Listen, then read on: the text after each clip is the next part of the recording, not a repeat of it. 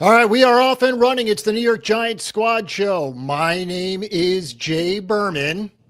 Jackson Dart. Hit the road, Jax, for hopefully the first win on the road for the Giants. I'm Patricia, trainer of Locked On Giants, and Denver has not lost at home for the last 7 games. Can the Giants end that streak and also end their losing streak on the road? I'm Mark Collins, 2-time Super Bowl champion. Hey, for the Giants, this thing ain't over yet. Let's go, Big Blue. It's the New York Giants squad. Everything New York Giants every week. Breaking down all the big hits and game-changing plays from the G-Men. The way only the Locked On Podcast Network can. Get ready and squad up. The Giants Squad Show starts now. All right, folks, we are back. It is Jay, it is Patricia, and it is Mark. After a wonderful win over the Eagles, we got ourselves a few days off, but we are back. First, let's tell you today's episode is sponsored by Prize Picks. Download the Prize Picks app today. Use code LOCKEDONNFL to get $50 in lineups after you play your first $5 lineup. As is the case every week, Patricia in the leadoff spot. Vibes have changed, Patricia. It's been a roller coaster, but we're on the up now. It's amazing what a win over the Eagles can do for the fan base. I mean, I'm still smiling about it. But, look, after a while, I know the coaches tell the players, okay, come Monday, we're turning the page. You had this nice 3-day weekend to celebrate it. I'm still celebrating. I don't care because it's a big thing. But no, seriously, the Giants have an even tougher test coming up against the Denver Broncos, the number 2 defense in the league. They do so many things well. Going to be a really tough test for Jackson Dart, the rookie quarterback, especially if you look at, what the Broncos did last week against the Jets and Justin Fields, how they mixed things up and they confused the heck out of him. So I'm looking forward to this game because it's going to be a real benchmark, I think, for the Giants, who seem to be ascending right now. Yeah, Mark, obviously things have changed, but they've changed multiple times this year. We felt good, we felt bad, we felt good. Now maybe we feel good again. Yeah, well, that's the roller coaster, and that's the ride you're on with the rookie quarterback. So, and that's the way it is. Hopefully, I think that the Giants will get it done. Team's on a high right now. Fan base is on a high, but that could be a setback if you don't go into Denver and get the job done. Now, I know the Giants haven't done very well last few days away, years away, but it's going to be tough. They'll get it done, but I honestly think that the situation they're in, they're a few games away from being the chased. It's 2-4 right now. A couple of good solid wins. This team is really doing some good things. I hope at no point, and I think we will, Patricia, but I hope at no point we're looking back on that Saints loss like, oh man, things would be different. Yeah, that was kind of a rough pill to swallow. I mean, 5 turnovers. My gosh, I still don't understand how that happened. But, I think there was also a lesson to be learned. It was like, guys, look, we only have so many opportunities to put our best out there. Let's not waste them. Let's just focus on, bringing our A game every single snap, every single week, every single month. And, I think that was a wake-up call. At least I like to hope it was a wake-up call for the Giants, that, you just can't squander away opportunities and be careless with the ball. Yeah, and again, we don't like to look back too much, especially on the negative, Mark, because obviously we're on a high vibe right now. But that being said, the road is not an easy place to play. Oh, no, it isn't, especially when you got a rookie quarterback. But, yeah, not to dwell on the past, but I tell you right now, the future looks good, one game at a time. And the way I see it from an outsider looking in, and I've said it before, they got the, nothing to lose attitude, which is always good to have. But when you start putting stuff together the way they've been doing it, you can see the pieces coming together, minus the wide receiver part of it. But you see the game plan coming into play, what they're trying to do offensively, what they're trying to do defensively. It's starting to come together at the right time. They look pretty damn good. So if they could do the same what they did last week and take it on the road, take that show on the road in Denver, got a good chance of doing some good things.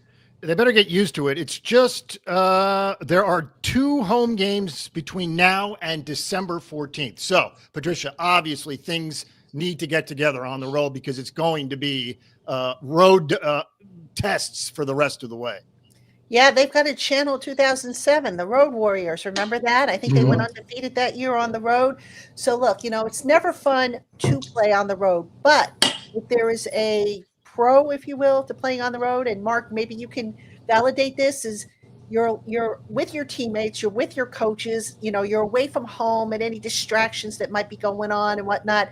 So sometimes when you're away from home, I know when I travel and I'm on the road, I focus better for some reason because I don't have to worry about, this, that, and the other thing. And I think in the case of a football team, if they can kind of just block out the distractions, focus on what is ahead, maybe that could play to their advantage. Yeah, the focus has got to be perfect for them. They're not world beaters. When we played in my years, we were damn good and we knew it. So we knew we had the focus at home and away. This year's Giants team, they're not that way. They got to be completely focused, completely tuned in, what's going on, no distractions. Travel's got to be tight. You got to go in and do the job, and I believe they'll look good, and hopefully the focus is there for them to get a win. Obviously, the Giants have been leaning on Dart and Scat, specifically recently.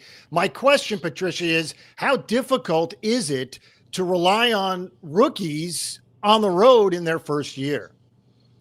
I think it depends on the rookies. I mean, look, there's a reason why these kids were brought in. And, I think coaches will tell you that once you're in the building, it doesn't matter, where you were drafted or how you were acquired or any of that stuff. What matters is what you do from that point forward. And Jackson Dart literally lives in that building. I mean, he is there from the crack of dawn until late at night. Cam Scatterbo, I finally got a chance to meet him one-on-one yesterday, by the way.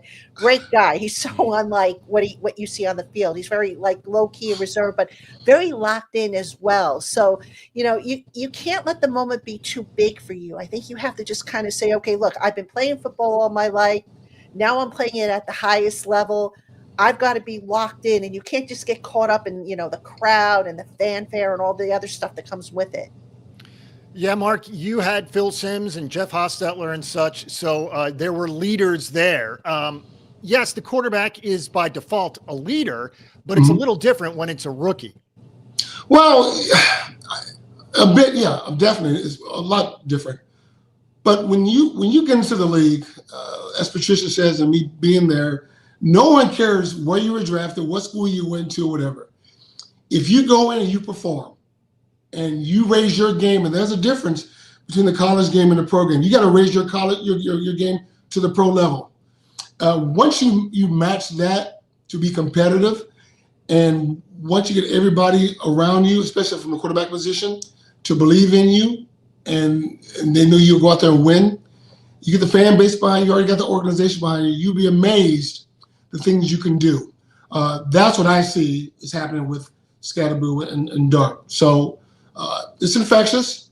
There's a tremendous amount of belief there. Patricia, you're there. You see it. You feel it. I'm on the outside looking in, and as a former Giant, as a former player and a fan, I feel it as well. There's a belief there. So once that goes, is going with you, and you start winning, you'll be amazed at things that can happen from now until whenever this thing ends. Yeah, I wonder about the differences in the last 2 games for Dart. Obviously wasn't good in New Orleans. No one was, but they were all great against the Eagles. So we need to sort of find somewhere in the middle. Sure, we'd take the great every single week. But again, that's probably not realistic with a rookie. What are expectations for Dart against Denver, Patricia, as you said, against a really good defense? Well, I know he's been studying extra. I mean, even when he's not at the facility, I mentioned before, he practically lives there, but when he's not, you can't leave no stone unturned against this Denver defense. Vance Joseph has them playing at a high level. I mentioned that they're the number 2 defense overall, number 1 in sacks and pressures, and it's not even close. So they do a lot of things that can be trickery, a lot of trickery. Like last week against the Broncos, against the Jets, Denver's primarily a man coverage defense team, but they mixed it up. and they also did some disguising. And in talking to some of the guys in the locker room this week, they're expecting, everything but the kitchen sink coming at Jackson Dart. So he's got to be on his P's and Q's. And I know he's been spending more time studying. He's been working with Mike Kafka, the offensive coordinator, Brian Dable, like they always do. But Dart is leaving no stone unturned in his preparation so that he is not caught off guard by what Vance Joseph throws at him. Same question to you, Mark. What are your expectations in Denver? Well, just to manage the game, just don't making mistakes. Just play within yourself. Take what the defense gives you. Don't be Superman out there. There's no need for that. Just take what the defense gives you. You got to dink and dunk through some screens, whatever, because Denver, very great defense. They'll do some things out there, but just don't be Superman. You don't have to do it. Just take what the defense gives you. Run the ball effectively if you can. Run some time off the clock, and just do your thing. Yeah, obviously we need some help in the receivers department. I think at some point in the near future that will take place. It hasn't yet. Patricia, obviously getting the tight ends involved is huge, but they need help in the receiver room. Yeah, they do. And it's just kind of finding the right balance, to be honest with you, because look, you're at a situation now where you're not really one receiver away from a Super Bowl run. That being said, you want to surround your rookie quarterback with as many weapons as possible. Now, not to diss the other receivers that are currently on the roster, because they're very good and they've contributed in their own ways, but there's not a difference maker. And, I mentioned that Denver plays a lot of man coverage. Well, these receivers better separate, because this is where I think you're going to miss Malik Neighbors. Malik Neighbors was really good at separating, especially against man coverage. And now it's like, okay, can these other guys separate if they see a lot of man coverage? And that's going to be a big challenge. And I think one of the underrated keys of the game moving forward. Yeah, we need to get the tight ends involved. We saw that several weeks ago with Bellinger and such. But again, shorthanded receiver room, Mark, that puts even more pressure on Jackson Dart. Well, it does. And especially, we talk about getting the tight ends involved. Well, you can't really get the tight ends involved unless you have some wide receivers to get separation, to open up some windows on the back end. The Giants don't have that right now, and I don't see anybody they're bringing in who has that separation kind of stuff, qualities to bring in on a short notice to make things happen. So there's got to be some things they could do schematically against the Denver's defense. They'd run a lot of man coverage. What I would, being a man in the zone guy, I would expect a lot of crossing routes. Maybe that would loosen up open up some windows for the offense in Jackson Dart. So that's what I'm looking to see, because they're on the wide end, right receiver side. There's no one there to open up windows for the tight ends.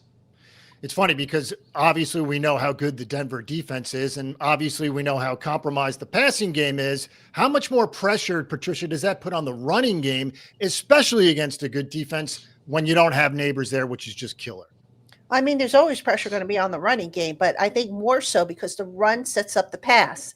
I know some coaches would like to say it's the opposite nowadays, but the run sets up the pass. If you're not picking up, at least 5-6 yards on first down and giving yourself second and short and third and short, then now you become pretty easy to defend, because now your options are limited.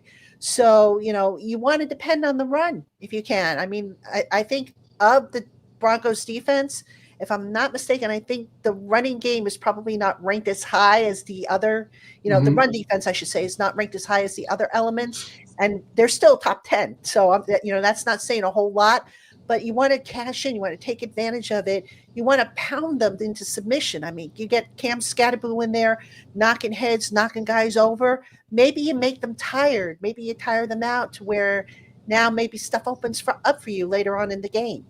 Mark?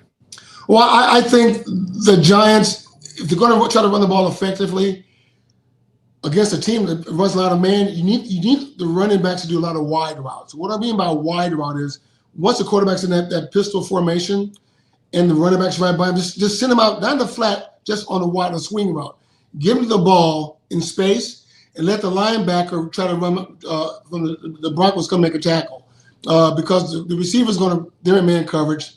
So they're going to run off. So you do a lot of stuff in space. You got to play the game, not just straight down the field. You got to play it with the width as well. That's how you beat a defense that's fast like Denver and play a lot of man coverage. Yeah, you're going to have to mix in the run as well, but you got to use every asset you can that you have in your arsenal.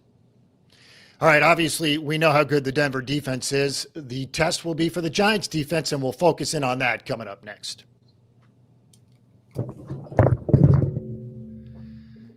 All right, let us tell you about Mint Mobile.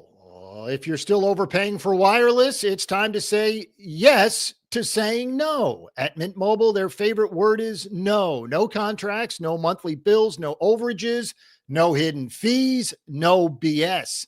I said yes to making the switch and getting premium wireless for just $15 a month. Mint makes it simple. All plans come with high-speed data and unlimited talk and text delivered on the nation's largest 5G network. You can even bring your own phone and keep your same number and contacts. I love that you are getting the same quality service you had before, but for a fraction of the price. The setup is super easy. You kept your number, then you're running in minutes. Ready to say yes to saying no? Well, make the switch at mintmobile.com/lockedonnfl. That's mintmobile.com/lockedonnfl. Upfront payment of $45 required, which is equivalent to $15 a month. Limited time new customer offer for first 3 months only. Speeds may slow above 35 gigabytes on unlimited plan. Taxes and fees extra. See Mint Mobile for details. All right, we are back, and we need to focus in, obviously, on the Giants' defense, which features one of the sack leaders, Patricia, and that would be Brian Burns. He has been a beast week in and week out. Yes, he has. Spider-Man, they call him. And, he's really taken on that leadership role in the defense. I really like how he's playing. Not to take away from what he's done, but some of the other guys around him have kind of set things up for him to have the success that he has. And he was talking about that yesterday, actually, about how, some of his sacks that he's gotten were a result of the guys up front getting pressure, collapsing the pocket and just making things easier for him. So really, we look at Brian Burns and we say, the sack leader, he's the leader of the defense.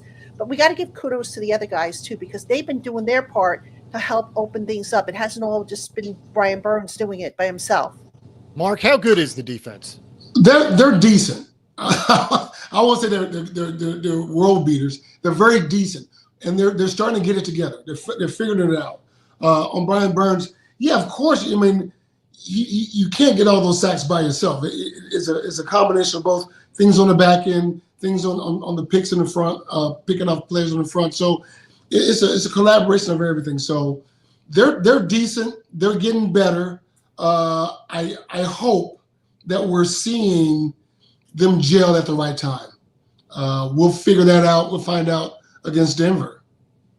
All right, let's do Dex now. And it's been a roller coaster for him. We know about the slow start. We've been fair with Dex, but we've been firm with Dex, I guess is the best way to put it. Patricia, how would you grade, I guess, Dex's first 6 weeks? Probably would give him a B-. I mean, he's also, but to be fair to the guy, he's drawn a lot of double teamed, a lot of chips, a lot of, sometimes triple teams, and he's had to fight through that. And that's why Dexter Lawrence is never going to have probably Aaron Donald-like numbers. But with the opportunities that Dexter has, of late, he's gotten better with getting off those blocks and at least affecting the part of the play, if not all of it. So, I also think in the beginning, as we've talked about before on this program, I don't know that he was necessarily in football shape, having not played in the preseason. So I'm going to give him a B-. I think, by the end of the year, he's going to be looking exactly like, the Dexter Lawrence of old, but he's getting there.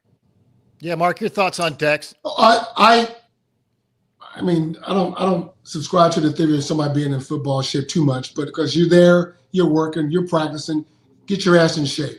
But overall, yeah, I mean, until I see more efficiency in stopping the run, I'll agree maybe a B-. But overall, didn't need him. I wanted him earlier, decks of old earlier, but I need him now. I need him for this stretch. So B is fine, but let's get that B up to an A and be a bit more effective against the run. All right, let's do the secondary now. Obviously, things have changed a little bit. The Flott pick was huge. Adebo struggled. Your thoughts, big picture, Patricia, on how the secondary has, up and down, to be fair. They're still trying to find their identity, I feel. I mean, I'm glad that they ended this rotation, although, today Shane Bowen talked about, we'll take it week by week. I mean, come on, you're not going to take it week by week if a guy is playing really well and another guy isn't. I mean, who are you kidding here? I guess that's the politically correct answer. But anyway, the secondary to me, I don't know that they have an identity. They've just been all over the place. Tyler Nubin continues to take some head-scratching angles. Paulson Adebo and Javon Holland, the two big additions.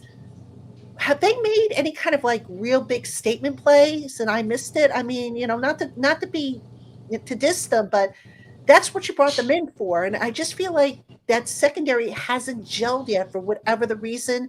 And as a result, they don't have that identity. You look at the Broncos defensive secondary, it's probably one of the best in the league, if not the best in the league.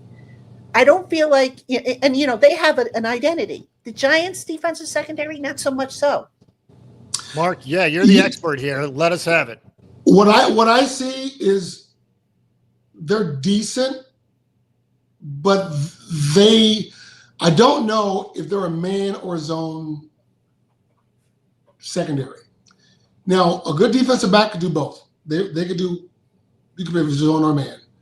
And that may come down to the defensive coordinator. Does he know who he drafted, who he picked to come play in the secondary? You pick the guys to play in the secondary that fits your system. I don't think he knows that yet. And that's some stuff you should know in training camp because you know what to call based on your personnel. I don't think he knows 100%. Now, against the Eagles, I saw a lot of zone, and they did pretty damn well. Against the Saints, they played a lot of man, and it's a lot of PIs. So you got to know when to make the call, what to call based on your personnel. And that's something at this late in the season, you should know that stuff by now. You should know, hey, I can't call man coverage on 3rd and 4, 3rd and 5. I can't do it because my guys are not that kind of defense. Now, 3rd and 9, you go man, you go zone. You know what you got to do. There's a comfort zone that you should know. I don't think he knows it yet. So you got to figure that part out. You should have done it a couple weeks ago, but you got to do it, obviously, the sooner the better. Mark, let me follow up with you in the secondary. When you're not sure what kind of secondary you have, and I completely agree, there's no identity there yet. What is the message against the team that, to be fair, is not the Lions, not the Chiefs? It's not going to be an aerial attack, but it's still a difficult task. Yeah, I mean, you as a player, and I got to use myself as an example. Even when I watch other teams, what you have and what you don't have. And me playing, whether I'm playing in New York or Kansas City, New York, we were a 70-30 zone team. And we knew our personnel because of our pass rush. We had Lawrence Taylor, Leonard Marshall, Carl Banks. We knew we could sit in the zone and that pass rush would be there. And look at Burns with this team with the Giants, and on the secondary with Banks and Adebo and Flott, I would do a little bit more zone because that pass rush would get there. You don't need a lot of man coverage with those guys. So that's the correlation. Now come to Kansas City, had Derek Thomas, and we did a lot of man coverages and mixing some zone and still got there. So you got to know what your personnel is. And no matter what the coach calls, you got to play it. On the other side of that, the coach got to know, hey, we got 2 guys or 3 guys back there who can't do a lot of man coverages. So I got to put them in a position to be successful, maybe a zone, so our pass rush could get there. So that's something they got to figure out. Should be very interesting. As we said, we'll get into Bo Nix. The Broncos coming off an England game, and obviously the Giants doing the altitude thing. I wonder if those two things sort of cancel each other out, Patricia. Obviously, that's a long trip from London to Denver, but at the same time, Giants have to deal with altitude. And we spoke to Mark about it, who said that's a real thing. And we'll get to Mark in a second. But Patricia, your thoughts? Well, I mean, if nothing else, it should help the kicking game. I mean, they say that when you kick in high altitude, you know, I guess the air is thinner, the higher the altitude, and that should help the kicking game. Not that the Giants need help with that because their special teams have been phenomenal. But yeah, I mean, that's going to take some getting used to, I'm sure. I'm sure the Giants medical staff, training staff, they have plans for that. I'm not sure exactly what they do when you go to higher altitudes. Mark might be able to fill you in a little bit better on that. But yeah, it is a long trip. But you know what? The Giants are going to have long trips. So it's just a matter of taking care of themselves, getting the proper rest, you know, preparing correctly, and just, I guess, staying hydrated and well rested, and just, you know, not doing anything stupid that puts your stamina at risk. Yeah, for one, don't drink too much this week. So I told the story. Every Thursday, I take the defensive backs out for DB night. So we go out, have dinner, and have a couple cocktails. That's on Thursday. Friday, we dry out. Saturday, walk through, then game on Sunday. But for this trip, for the Giants going to Denver, since the Giants are 2-4 right now, and they got a legitimate shot to do better, go further, I would go out a couple of days early. I would leave on a Friday. Get there Friday, do a walkthrough that Saturday, game on Sunday. Just get acclimated to the altitude. We've done that before when I was there, especially on West Coast trips. We'll go out 2 days early, get acclimated to the time change. But overall, just take care of yourself. Try to get as much rest as possible. Don't drink as much, you know, if you can help it, which they can. Just really be aware of what you're about to get into when you go to Denver. And I'm sure Ronnie Barnes and the training staff will go over some stuff with the team. But that's the whole crux of it. Very interesting. And again, Denver to New York, London to New York is one thing. London to Denver, I mean, that's, 4,000 or 5,000 miles. That is quite a trip. Patricia, before we head into another break and discuss the Broncos, let's talk about, as you said, the altitude and obviously the trips.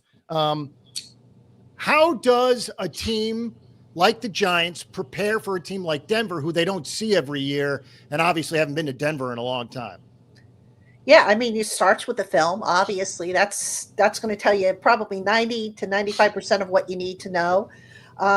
Statistics, I think, to a degree, might tell you, especially if you look at the tendencies, what a team does, on first down, second down, and so forth, what they do between the 20s, what they do in the red zone and all that stuff. So you start looking at the tendencies, I think, back in the off season, once you know who you're playing.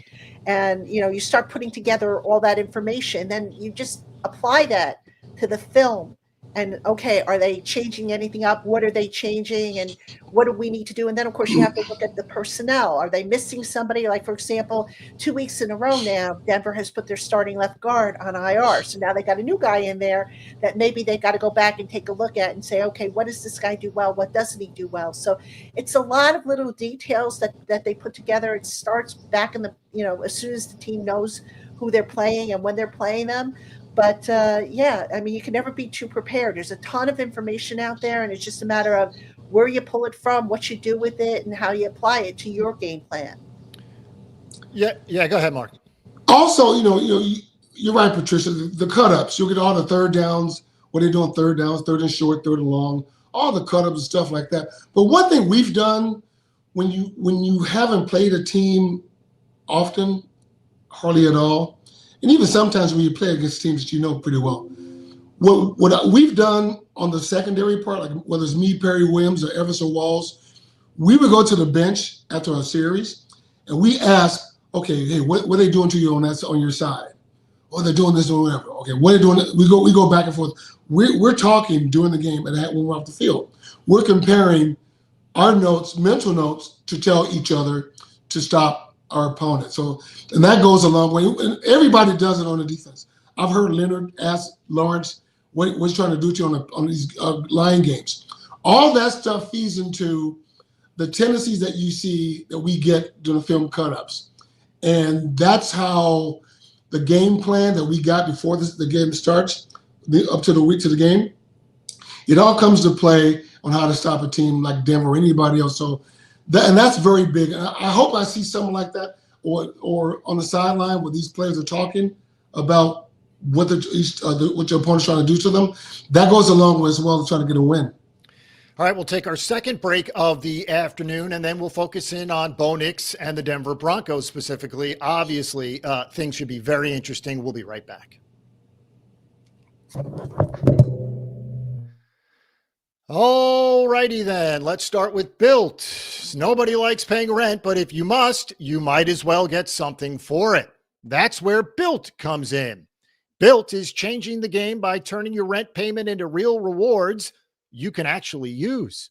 All right, when you pay rent through Built, you earn flexible points that can be redeemed toward hundreds of hotels and airlines, a future rent payment, your next Lyft ride, and more. But Built isn't just about rent. It's about rewarding you around your entire neighborhood.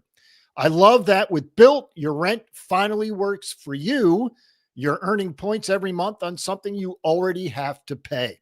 Whether I'm grabbing food at my favorite local restaurant or heading to the gym, I'm still earning rewards. Built has made everyday life feel more rewarding, from your neighborhood to your travel plans. Turn your rent into rewards and start earning points around your neighborhood by joining joinbuilt.com/LockedOnNFL. That's joinbilt.com/LockedOnNFL. Make sure to use that link so they know we sent you.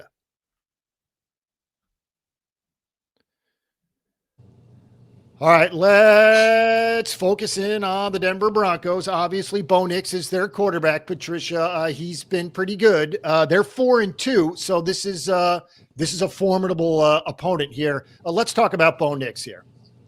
Yeah, Bo Nix, he can hurt you with his legs. So you got to play a good contained game. You can't let this kid, get out there and, start getting chunk plays with his legs. That's number one.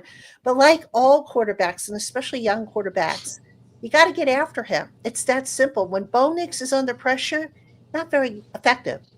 So the more they can get after him, move him off the spot, even if it's just, a hurry, it's not necessarily a sack. Get after him, force him to make a mistake or two because he is susceptible in that area. Go ahead, Mark.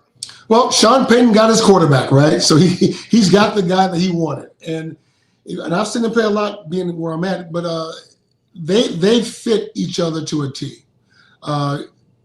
He's very, very aggressive when he needs to be. But you're right. You can't, if you get him off his mark, he can make some mistakes. But overall, he's still young. He has complete control of that team, of the offensive team. So Sean gave him complete autonomy to do pretty much what he wants to do. That doesn't mean he can't be beat. He can't be stopped. I think if the Giants put pressure on him, as Patricia said, you can force him to some mistakes. Now, you're not going to trick him because he has Sean Payton who really knows the quarterback play. So Sean has got him exactly where he wants him to be as a quarterback. But he will make a few mistakes if pressured, and the Giants will have to do that. All right, so we needed to go here, and forgive me if this is kind of lame, but the Giants did pass on Bo Nix in the 24 draft. I wonder how much of that plays into how Nix feels about the Giants, Patricia. Well, I think anytime a team passes on a guy, there's also always going to be a little bit of an extra chip on their shoulder. So I would not be surprised if that is the case, because Brian Daboll has this reputation as being a quarterback expert, a guru, whatever you want to call him. So maybe Bo Nix in the back of his mind is thinking, well, he didn't think I was good enough, so I'm going to show him. But that being said, look, I mean, Sean Payton's also a pretty good quarterback expert as well. So, I don't know Bo Nix well enough to say how he might be thinking, but, if I'm him, I would spend less energy saying, "Oh, I'm going to show the Giants," and just I'm going to play my heart out for my coach that believes in me. Yeah, I think players go exactly what it should be. They're there. They're if you need that kind of motivation to get you hyped, it's crazy. Why would I? He's in a great situation in Denver. And if you go back, even let's go back further with the Eli Manning Chargers deal back then, you know what?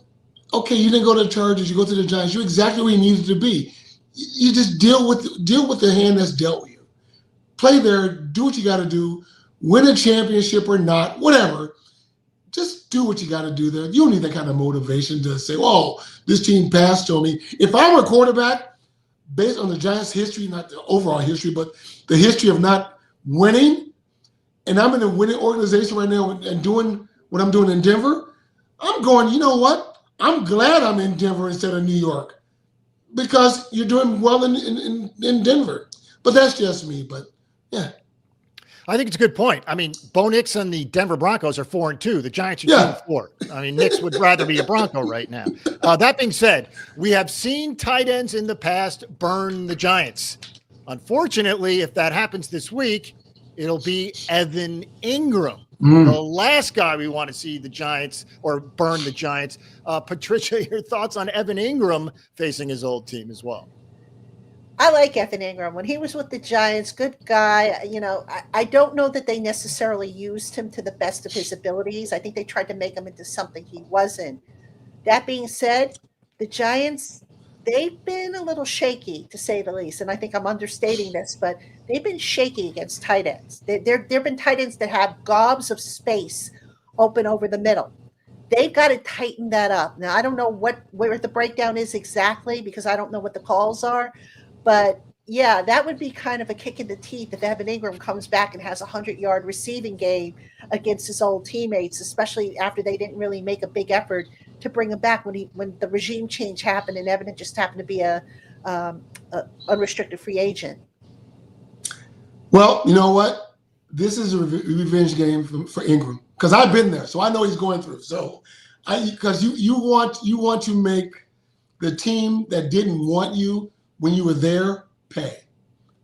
So this is a game for him to say, see, you let me go, and I'm going to try to show you up that you should have kept me. I've been there when I didn't get re-signed by the Giants and went to Kansas City. We played the Giants the following year, and yeah, I wanted to show them that, hey, you made a mistake. So Evan Ingram, I hope he doesn't have a good game, but he's going to be hyped for this one.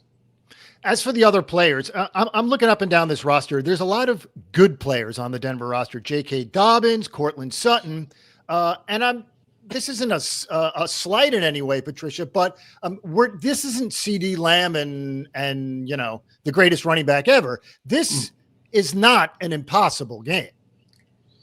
Every game, I think you have a chance in every game. I mean, to go into a game and say, you got no chance whatsoever, that's I don't buy that. It's all about who's on point, who's making the fewest mistakes, who's executing. We hear that word all the time, execution. I don't know what the percentage is. I think it varies from week to week, but I would dare say that most of the problems that a team encounters in a losing effort tie down to execution, with a small degree maybe going to coaching, a questionable coaching play here or there or whatnot. But it's all about execution and keeping your mind in the game. Don't let the other stuff affect you. The crowd, the high altitude, whatever the case may be. Focus, come in, locked on, ready, and just play your game. Go ahead, Mark. Those players are very productive, and that's one thing. Denver, they're very productive.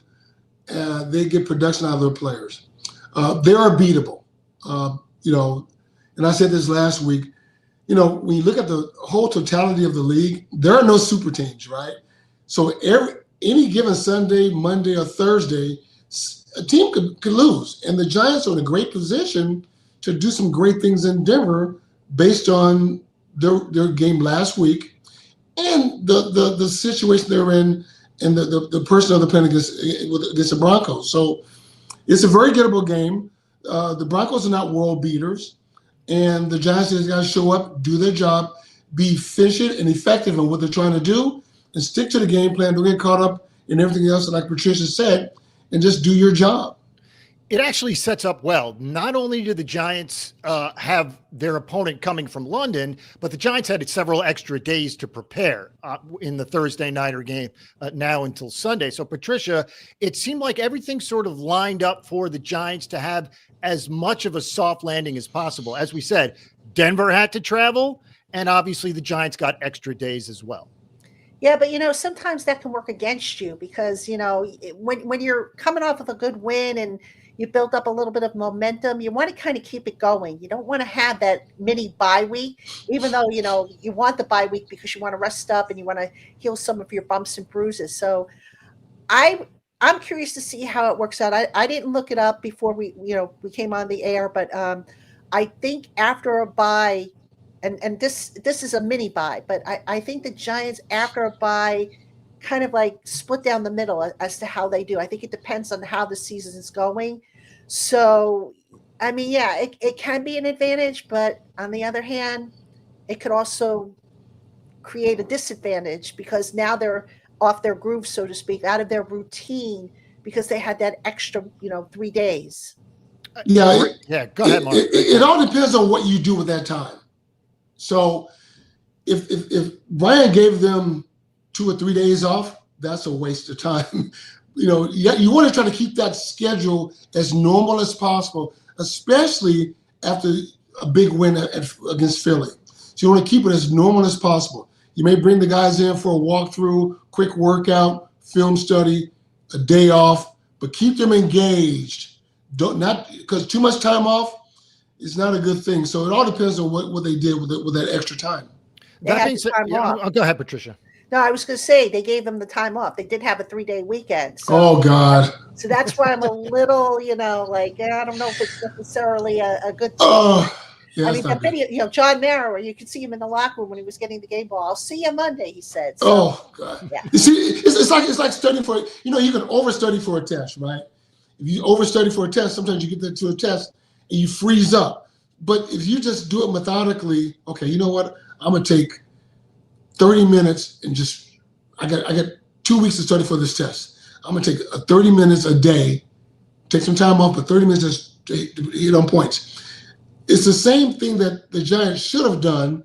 And what I'm hearing now, Patricia, they didn't do it, give them 3 days off. And then you go try to cram for a team you haven't played in a long time up in the altitude, and knowing how some players, even now, sometimes the alcohol content, but I digress. I wish they would have did it methodically and studied more and try to keep it the way they did it against the Eagles, keep the same regiment as, it's been going on. So, but you haven't done it. Yeah, there are 2 players in particular on the defensive side for Denver, Bonito and Surtain, who are as good as it gets at their respective positions. Huge task for the Giants' offensive line, Patricia. Yeah, and most of the time, I think Bonito lines up opposite the left tackle. So who's he going to get? He's going to get Andrew Thomas, he who has only allowed 2 pressures, according to Pro Football Focus. But, Andrew Thomas, and speaking to him on Monday, I asked him, I said, what makes Bonito such a tough customer? He says, he does so many things well. And he says, he's one of those guys who can convert speed to power and vice versa. So you never know what you're going to get out of that toolbox. And Andrew Thomas, he says, I got to do some extra studying this week on this guy because he's just that good with that many moves. And, I'm not taking him for granted. Go ahead, Mark. So I concur. And with Surtain especially, if you watch Surtain, excellent cover guy, one of the best top 2 or 3 corners in the league. But against the Eagles, he got exposed. They went at him quite a bit. Gave up some plays, a couple touchdowns. But that happens with great defensive backs. Everybody gets beat. I think the Giants would be, I would think, wise to at least challenge him. Don't be scared of going after the best corner. You got to use what you got out there to make things happen. So I just see the Giants not trying to shy away from him. Go at him. Whether it's a slant, even if it's a goal, you're not going to complete it. But you got to keep him honest. I saw Philly do it. The Jets didn't stay away from him too much. They went at him a little bit as well. But you gotta keep him going, keep him honest. All right, we have one last break to take, and then we'll get some predictions because it's that time of the day. All right, we'll be right back. All righty, let's do Mazda here. And Mazda is right there. Here we go. Mazda crafts cars for those who do more than simply move. Mazda delivers confidence with every ride. With more IIHS top safety pick awards than anyone else. From footwork to breathwork, athletes sweat all the details. Mazda brings the same intention to how we craft every single model. You can feel Japanese craftsmanship in every detail, from the metallic accents to available Napa leathery upholstery. You can make everyday drive feel like anything but from smooth handling to intuitive controls. With all-wheel drive standard in every crossover SUV, you can drive with confidence throughout almost any season. Like our players, we sweat every detail because when you make every move count, impossible becomes irrelevant. Mazda, move and be moved.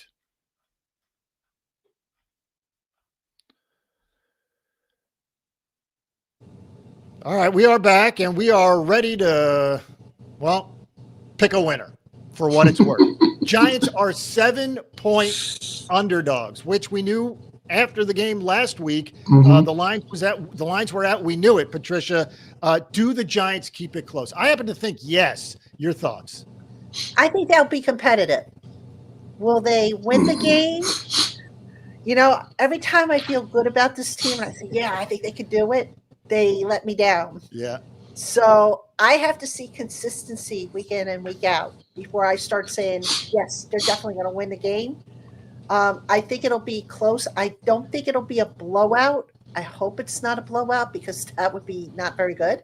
But yeah, I'm going to say maybe I could see a 7-point difference. Yeah, I'm going to go with a 7-point difference in the favor of the Broncos. The Giants, like I said, I'm a little concerned coming off the mini bye week, and the week of practice. It's got to be a good week of practice, and we don't get to see the practices, unfortunately, during the week in the media. We get to see like the first 20 minutes, and then we get kicked out. But that's going to be so key. But I got to see consistency from this team week in and week out to say, yeah, I feel good about a definite win. Well, since I just found out that they had 3 days off, I was going, man. Oh, sorry. God. No. Hey, you save me some money. No, I'm just kidding. I don't gamble anyway. But no, since I found that out, I mean, man, you would think that they would want to try to keep things the same kind of rhythm, the same groove. But 3 days off and then going to Denver, and then that's a tall task. As I said before, I'm not a big prognosticator, but if the Giants keep it close, I think they have a good shot to win. And that sounds like the company line, but that's how I feel about it.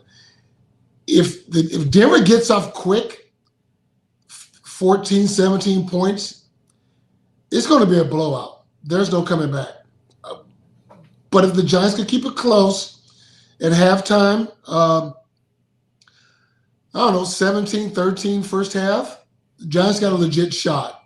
But man, that 3 days off really messed my mind up. It really did, because I was hoping that they would stick to the game plan and just,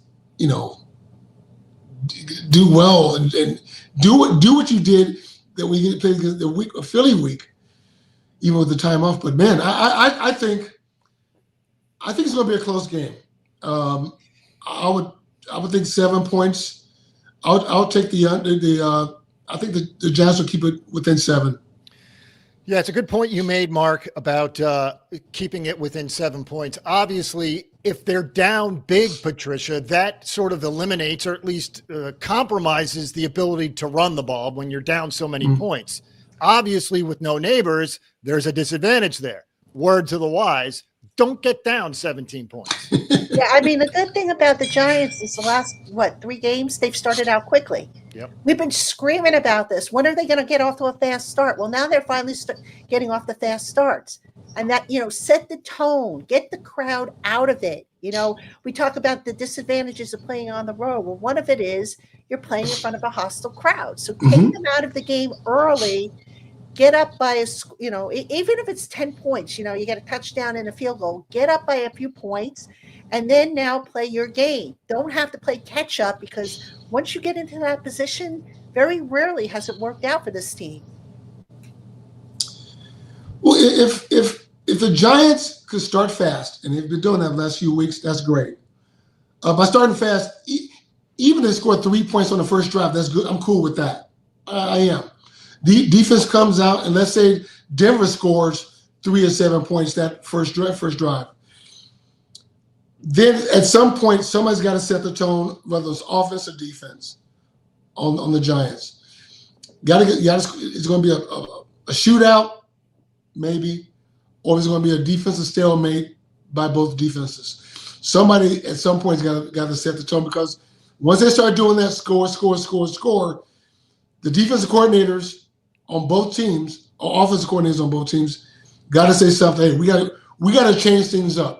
We're going to have to either effectively give our defense a rest by running the ball or whatever, quick screens or whatever, and defensively, hey, we got to give our offense another possession, whether it's a fumble or a turnover, somehow to get the ball to our offense. So something is going to play out in the course of this game, but that's why I said it may come out to that, something like that. So, but starting out fast, the Giants will want to do that, and hopefully they can, like they've been doing over the last few weeks.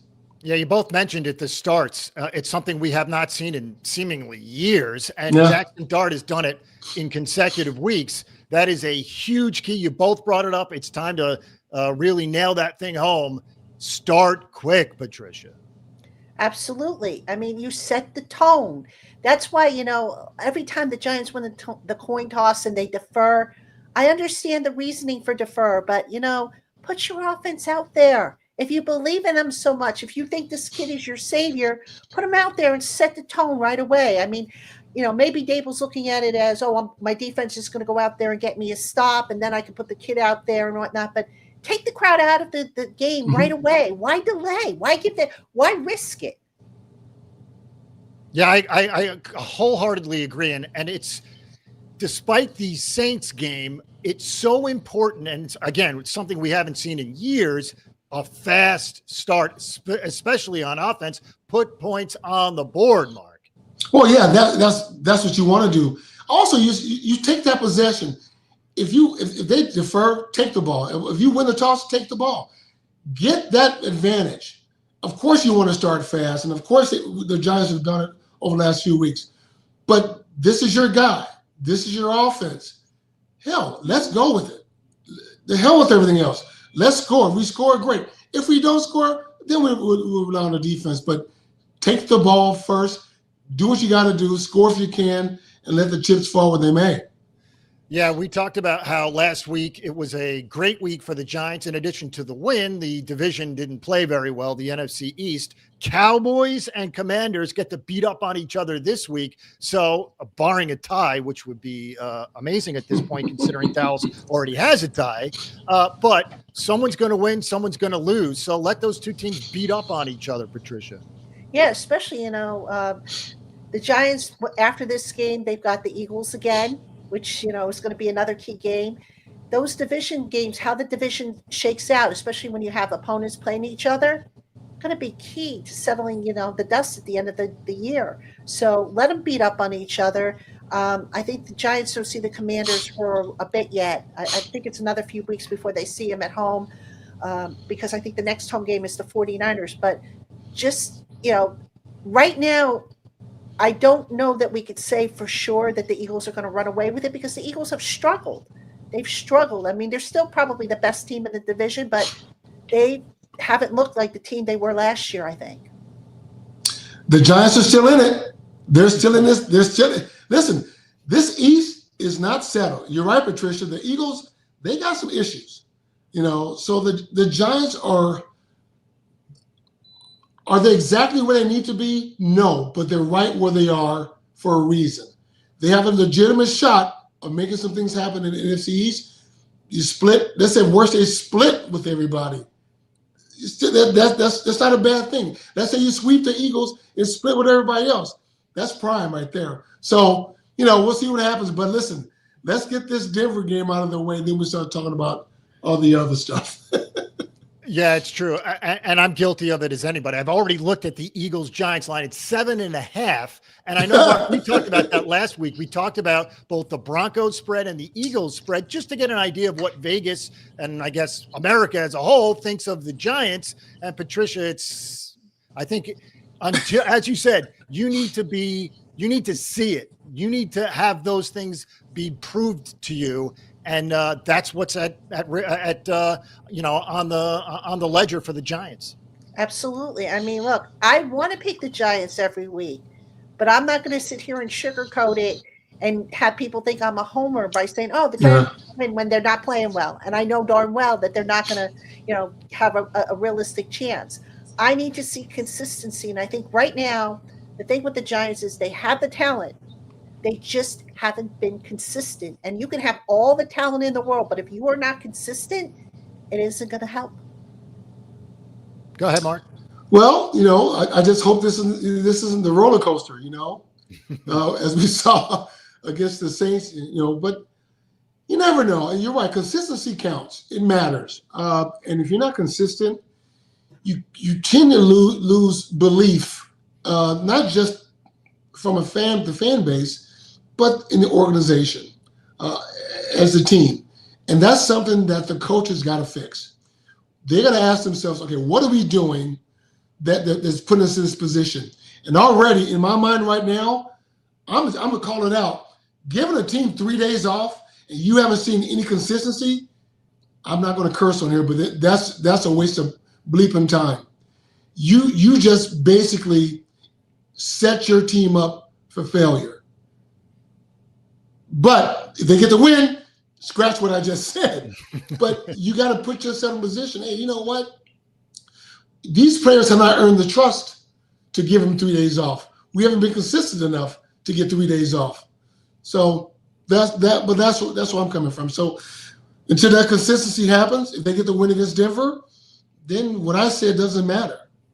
All right, let's do big picture before we get the heck out of here. Patricia, obviously this is a huge test, and obviously next week is a huge test with the Eagles, perhaps even more important. But this is a road test. This is a road trip. This is a long flight. This is altitude. It seems like the cards are stacked against the Giants, but as you said, we don't know what to expect. So maybe the great Giants show up.